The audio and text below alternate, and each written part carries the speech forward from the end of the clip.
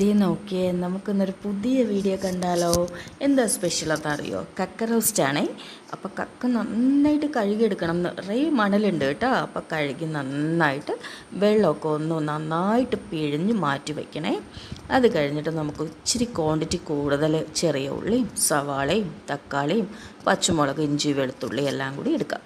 ഇനി ചെറിയ ഉള്ളിയും സവാളയും തക്കാളി എല്ലാം കൂടി ചെറിയ പീസസ് ആക്കി നമുക്ക് അരിഞ്ഞു മാറ്റി വയ്ക്കാവേ. ഇനി എന്തൊക്കെ ചതയ്ക്കാനുള്ള ഐറ്റംസ് എല്ലാം കൂടി വെളുത്തുള്ളിയും പച്ചമുളകും ഇഞ്ചിയും എല്ലാം കൂടി ഒന്ന് ചതച്ച് മാറ്റി വയ്ക്കാം. അപ്പോൾ എൻ്റെ വീഡിയോ ആദ്യമായിട്ടാണ് കാണുന്നതെങ്കിൽ ഒന്ന് സബ്സ്ക്രൈബ് ചെയ്യണം കേട്ടോ. അപ്പോൾ ഞാൻ ദേ ചതച്ച് മാറ്റി വെച്ചിട്ടുണ്ടേ. ഇനി നമുക്ക് തേങ്ങ ചെറിയ പീസസ് ആക്കി അരിഞ്ഞു മാറ്റി വയ്ക്കാം.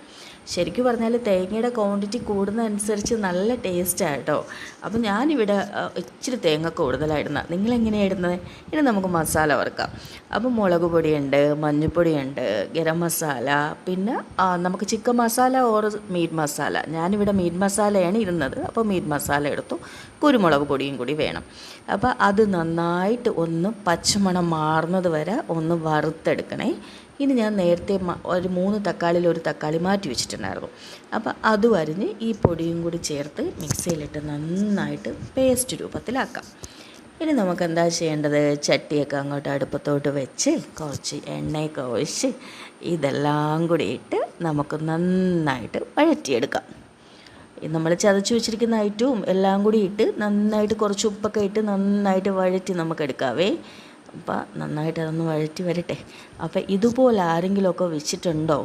നിങ്ങൾ കക്ക റോസ്റ്റ് വേറെ രീതിയിലും വെക്കാം. ഇതൊരു വെറൈറ്റി രീതി ആയതുകൊണ്ടാണ് ഞാൻ കാണിച്ചത് കേട്ടോ. അപ്പോൾ ഇനി നന്നായിട്ട് തേങ്ങാക്കൊത്തൊക്കെ ഇട്ട് നന്നായിട്ട് ഇളക്കി മാറ്റാം. നമുക്ക് തേങ്ങാക്കൊത്തൊക്കെ ഇടട്ടെ. അവിടെ നിന്ന് ഡയറക്ഷൻ ഇടുന്നുണ്ട്. ദേ അങ്ങോട്ട് നന്നായിട്ടിട്, ഇങ്ങോട്ട് നന്നായിട്ടിട്, തക്കാളി ഇട്ടോ എന്നൊക്കെ പറയുന്നുണ്ട് കേട്ടോ. അപ്പം എൻ്റെ ക്യാമറാമാൻ പറയണതാണ് ഇതൊക്കെ. അപ്പം ഞാൻ ദേ തക്കാളിയൊക്കെ ഇട്ട് നന്നായിട്ട് വഴറ്റിയെടുക്കുകയാണ്. ഞാൻ പുള്ളിയോട് സംസാരിക്കുന്നതാണ്. ഡയറക്ഷൻ വിടല്ലേ, മിണ്ടാതെ അവിടെ എവിടെയെങ്കിലും അടങ്ങി നിൽക്ക്, എൻ്റെ ഫോട്ടോ പിടിക്കുമ്പോൾ ചിരിക്കണ്ടേ, അപ്പോൾ അതൊക്കെ പറയണ്ടേ എന്നൊക്കെ പറയണതാണ് ഞാൻ. അപ്പോൾ ദേ നന്നായിട്ട് വരുമ്പോഴത്തേക്ക് നമുക്ക് കക്ക വെള്ളം വാർത്ത് നന്നായിട്ട് പിഴിഞ്ഞു വെച്ച കക്ക നമുക്ക് അതിനകത്ത് ഇട്ട് കൊടുക്കാം. ഉപ്പും കൂടി ഇടണേ. കാര്യം കക്കയിൽ നമ്മൾ ഉപ്പിട്ട് വേവിച്ചിട്ടോ ഒന്നുമില്ല. അപ്പോൾ ഉപ്പും കൂടി ഇട്ട് നന്നായിട്ടൊന്ന് ഇളക്കിയെടുക്കാവേ. ഞാൻ കുറച്ച് മാറ്റി വെച്ചിരിക്കുന്നതൊന്ന് ഫ്രൈ ആക്കാൻ വേണ്ടിയിട്ടാണ്. ഇനി നമുക്ക് ചതച്ച മുളകിടാം. ചതച്ച മുളകിട്ട് നന്നായിട്ടൊന്ന് ഒരു സെക്കൻഡ് ഒന്ന് അങ്ങനെ അടയ്ക്കണ്ട, വെള്ളം വേണ്ട, അങ്ങനെ വെച്ചിരുന്നാൽ മതി. അത് കഴിഞ്ഞിട്ട് നേരത്തെ നമ്മൾ പേസ്റ്റാക്കി വെച്ചിരിക്കുന്നതെല്ലാം കൂടി ഇതിനകത്തോട്ട് ഒഴിക്കണം. കുറച്ച് വെള്ളം മതി കേട്ടോ ഒഴിക്കാനായിട്ട്. കാര്യം ആ ഒരു മിക്സി കഴുകി ഒഴിക്കുന്ന വെള്ളം മതി, ഒരുപാട് വെള്ളമായി പോകരുതേ. അപ്പോൾ അതൊഴിച്ച് ഏകദേശം ഇതിനകത്തോട്ട് ഈ ഒരു സ്റ്റേജിൽ വരും. എരിവ് നോക്കിയിട്ട് നിങ്ങൾക്ക് എരിവ് വേണമെന്നുണ്ടെങ്കിൽ മുളക് പൊടി ഇടരുത്, കുരുമുളക് പൊടിയേ ഇടാവുള്ളൂ. അപ്പോൾ എനിക്കിവിടെ എരിവ് ഒരുപാടൊന്നും വേണ്ട കേട്ടോ. അപ്പോൾ കുരുമുളക് പൊടി നിങ്ങൾക്ക് വേണമെങ്കിൽ എരിവ് നോക്കി കുരുമുളക് പൊടി ഇട്ട് കൊടുക്കണേ.